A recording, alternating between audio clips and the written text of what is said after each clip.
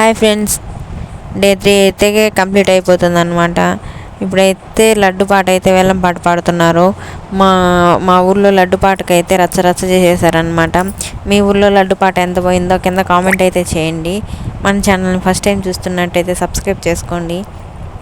మా ఊర్లో అయితే లడ్డు వచ్చేసి ఫస్ట్ స్టార్టింగ్ దేవుడి పాట 10,000 నుంచి 62,000 దాకా వెళ్ళిందనమాట. లడ్డు అయితే ఎవరికి వచ్చిందో నేను లాస్ట్ వరకు వీడియో అయితే చూసేయండి, మీకే అర్థమవుతుంది ఎవరికి వచ్చిందో లడ్డు.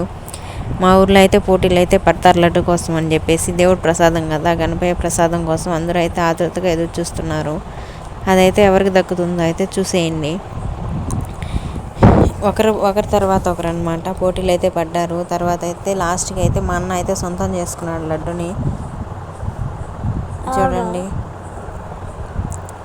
ఇలా అయితే మా ఊళ్ళో సంతోషంగా అయితే గణపయ్య అయితే ఊరేగింపు అయితే జరిగిందనమాట. చూడండి, మా అన్నయ్య అయితే తీసుకొని ఇంటికి అయితే వచ్చేసాడు. అదైతే దేవుడి రూమ్లో అయితే పెట్టి పూజ గదిలో అయితే దింపేశాడనమాట లడ్డు.